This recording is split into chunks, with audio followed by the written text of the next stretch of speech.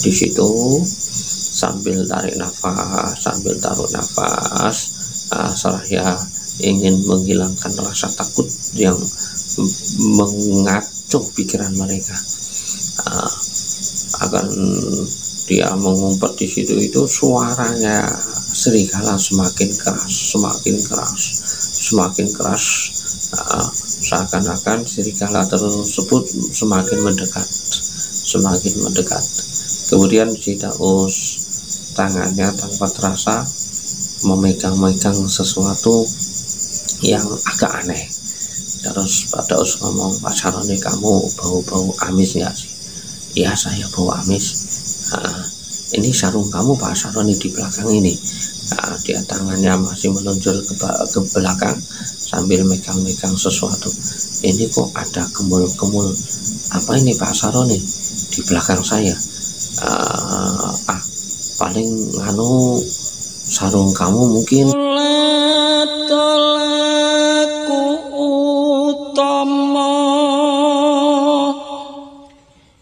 Tumrape wong tanah Jawi,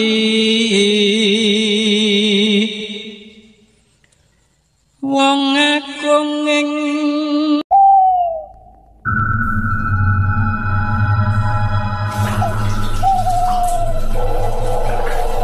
Assalamualaikum warahmatullahi wabarakatuh. Jumpa lagi bersama saya Kang Monto di channel kami Horor Malam Jumat. Jangan lupa like, subscribe, tekan tombol lonceng untuk senantiasa mengikuti video-video kami, cerita-cerita tentang misteri dan cerita tentang horor. Bagi pemirsa budiman yang senantiasa mendengarkan cerita-cerita kami, saya doakan semoga diberi panjang umur, diberi kesehatan, dilipat gandakan rezekinya, Allahumma amin. Kali ini saya akan membawakan suatu cerita yang dialami oleh saudara kami, sebut saja namanya Pak Saroni dan Pak Daus. Pak Saroni dan Pak Daus merupakan buruh tani atau para Pak Tani. Pada saat itu di daerah kampungnya Pak Saroni masih dilanda kekeringan dikarenakan kemarau yang begitu agak panjang. Jadi semua petani agak kesulitan mencari perairan untuk mengairi ladang-ladang mereka. Hanya mengandalkan air sumberan dan air tampungan dari penampung air atau bendungan. Ketika itu Pak RT dan warga setempat mengadakan kirir dalam mengairi ladang-ladang mereka. Pak Daus dan Pak Saroni mendapat giliran malam. Jadi pas waktu malam Selasa, si Pak Daus dan Pak Saroni ladangnya agak berdekatan sehingga mereka berangkat ke ladang bersama-sama dengan niatan mau mengaliri padi-padi mereka supaya tidak mati, supaya padi mereka tidak kekeringan. Ketika ia sampai di ladang, ia pun sudah membuka pintu air supaya air tersebut masuk ke ladang-ladang mereka. Pada saat itu sekitar jam 9, air begitu deras jalannya dan mereka semua duduk santai di tepi sungai sambil ngobrol, sambil makan ketela bakar dan sambil mengobrol asik. Dia mengobrol berduaan. Kala itu rembulan begitu agak terang, jadi ia pun tidak merasa takut. Setelah ia berbicara panjang lebar, tidak terasa waktu sudah menunjukkan jam 11 malam, dan Pak Saroni ngomong sama Pak Daus, "Pak Daus, saya mau nengok ke ladang, airnya udah masuk semua atau belum?" "Oh ya, saya juga mau nengok ke ladang." Setelah ia masuk ke ladang mereka masing-masing, ternyata air tersebut mengalir tidak begitu deras, bahkan airnya pun sedikit, tidak seperti jam-jam 9. Sehingga Pak Daus ngomong, Pak Saroni, ini kok aliran airnya kok berkurang, tidak seperti tadi ya Pak Saroni. Ya, kata Pak Daus.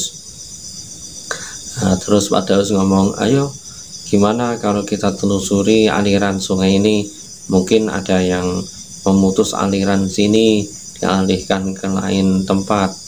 Ya coba yuk kita telusuri aja yuk. Ya, kita telusuri dia ke tempat apa itu tadi, tempat dia ngobrol, mengambil sarung, mengambil arit, dan mengambil senter. Ya, berjalan sepanjang perjalanan menelusuri aliran sungai, yang mana sungai tersebut menembus di bagian bendungan air,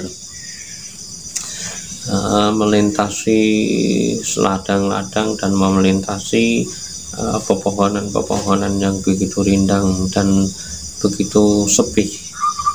Karena tempat mereka tinggal itu tidak jauh dari perhutanan yang begitu sangat lebat penuh dengan pepohonan. Konon katanya hutan tersebut agak angker gitu, dan di daerah bendungan pun agak angker.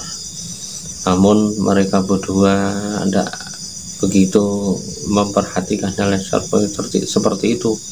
Penuh dengan rasa semangat, rasa takut pun agak begitu pulang. Akan tetapi Pak Daus ini termasuk golongan orang yang penakut. Dia ngomong sama Pak Saroni, nanti kalau jalan aku di belakang aja ya Pak Saroni. Wah enggak lah, kamu yang di depan. Pak Daus, kamu kan yang lebih tua. Padahal Pak Saroni ini orangnya juga agak takut. Enggak, kamu aja.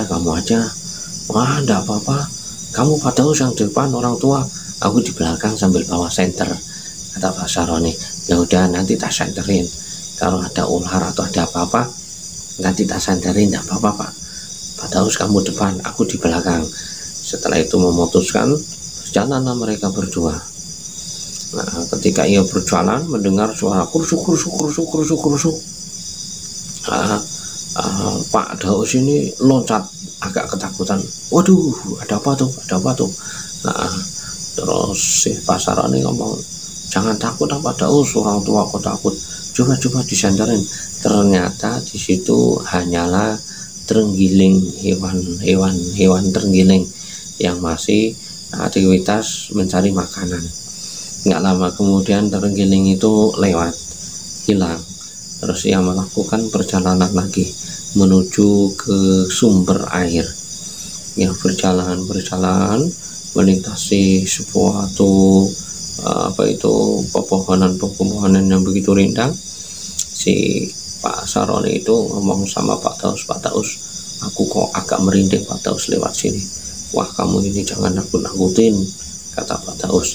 Beneran nih, saya agak merinding, entah kenapa nih kok kayak gini, kamu merinding, rasa takut kayak ada apa gitu Pak Daus. Aku pun juga sama kok. Ya udah. Nah, andaikan kita kok pulang nanti, kita ladang-ladang kita kekeringan, tidak ada airnya. Kita itu punya jadwalnya cuma 1 minggu ini saja. Nanti kalau ladang-ladang kita kering gimana? Waduh, kita tidak gagal panen, kata Pak Daus. Ya udah, kita harus percaya diri aja, tidak apa-apa. Yakin tidak apa-apa ya. Ya oke. Lalu ia berjalan lagi menuju ke tempat penampungan air atau bendungan air. Setelah ia berjalan, ya, sampainya di bendungan air, jarak yang begitu berjalan begitu agak lama, mendengar gonggongan serigala. Suaranya begitu seru banget, seakan-akan semakin dekat dengan Pak Saroni dan Pak Daus ini. Terus Pak Daus ngomong, Pak Saroni, itu ada suara gonggongan. Apa itu Pak Saroni? Itu suara serigala. Waduh, nanti kalau serigalanya datang ke sini terus kita dicabik-cabik gimana nih Pak? Wah, enggak apa-apa, enggak bakalan gitu. Kemudian Pak Saroni memberanikan diri maju ke depan menuju ke penampungan air atau di penampungan air. Ketika ia berjalan, senter yang dibawa Pak Saroni tanpa sengaja menyenteri di area hutan. Si Pak Daus ini kaget. Waduh, cilaka. Ada apa Pak? Dulu hati-hati tuh. Waduh, dari jarak sekitar 500 meter terdapat ada puluhan serigala yang masih berjalan mau mencari mangsa. Kelihatannya wajahnya sangat ganas. Serigala yang begitu kelaparan sambil menggonggong suaranya. Kemudian Pak Saroni sama Pak Daus ini merasa ketakutan, lari terbirit-birit. Nah, lalu Pak Saroni ngomong, us Pak Daus, jangan kita lari. Kalau kita lari nanti suaranya terdengar, nanti kita bisa dikejar Pak Daus. Pak Saroni, oh iya, gini aja, kita senter kita matiin, kita ngumpet di bawah itu, di samping batu yang besar itu, supaya tidak nampak. Oh ya, senter dimatiin. Pak Daus sama si Pak Saroni menuju ke belakang batu yang begitu besar. Ya, karena di daerah situ bisa dinatakan masih banyak bebatuan yang begitu besar. Jadi masih asri pegunungan itu. Mereka ngumpet di situ sambil tarik nafas, seraya ingin menghilangkan rasa takut yang mengacau pikiran mereka. Akan dia mengumpet di situ, itu suaranya serigala semakin keras. Seakan-akan serigala tersebut semakin mendekat. Kemudian si Daus tangannya tanpa terasa memegang sesuatu yang agak aneh. Terus Pak Daus ngomong, Pak Saroni, kamu bau amis nggak sih? Ya, saya bau amis. Ini sarung kamu Pak Saroni di belakang ini. Dia tangannya masih menunjuk ke belakang sambil megang sesuatu. Ini kok ada kemul-kemul. Apa ini Pak Saroni di belakang saya? Paling sarung kamu mungkin. Enggak, ini kok beda. Dia enggak melihat ke belakang. Setelah Pak Saroni memandang ke belakang sambil disenter, ternyata di situ ada wedon, atau bahasa Indonesianya itu pocong yang masih tiduran di situ. Kemudian Pak Daus penuh dengan rasa takut, dia menjerit, waduh, lari sekencang-kencang mungkin. Wah, sama Pak Saroni, bahkan Pak Saroni hampir tertinggal karena Pak Saroni ini tidak begitu bisa lari. Wah, dia lari sekencang-kencang mungkin sehingga atribut seperti sarung, terus arit, terus senter tertinggal di situ. Dia lari begitu kencangnya karena rasa takut yang begitu sangat mendalam. Wah, ketika ia lari, bau amis tersebut tidak hilang. Si Daus ini, Pak Saroni ini ngomong, Saroni, ntar tunggu aku dulu Pak Daus, tunggu Pak Daus. Ya. Terus setelah ia udah barengan, Pak Daus ngomong, Pak Saroni, kamu masih merasakan bau-bau amis tadi itu enggak? Ya masih bau. Aku pun agak merinding banget ini Pak. Iya, aku pun juga sama nih, Gimana nih Pak? Ayo kita berdoa ada ya, semoga kita semua diberi keselamatan. Oke Pak, sambil berjalan sambil berdoa. Tadi Nadia lari, sekarang agak tenang ya, berjalan tanpa disangka-sangka setempat melihat penampakan makhluk misterius. Ketika ia lewat di situ, ia kaget, penuh rasa takut, melihat dari atas itu pohon yang begitu besar yang rantingnya menjulur ke bawah, menjulur melintasi aliran sungai. Ada sosok wanita yang duduk sambil membelai-belai rambutnya, yang mana matanya melotot memandangi mereka berdua, dan seakan-akan ia memegang rambut penuh dengan manja. Pak Saroni melihat ke atas, lalu ia menjadi cilaka. Kenapa Pak Daus, kenapa? Aduh cilaka, itu tuh lihat di atas dulu. Wah, mereka penuh dengan rasa takut, saking takutnya tidak bisa lari, tidak bisa, sambil dedeknya takut. Kemudian makhluk tersebut tertawa terbahak-bahak.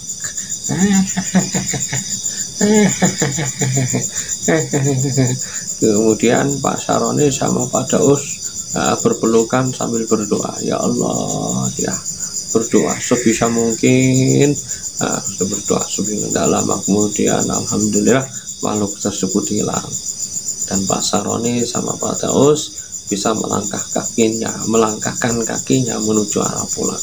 Ia berjalan sambil kembang kempis.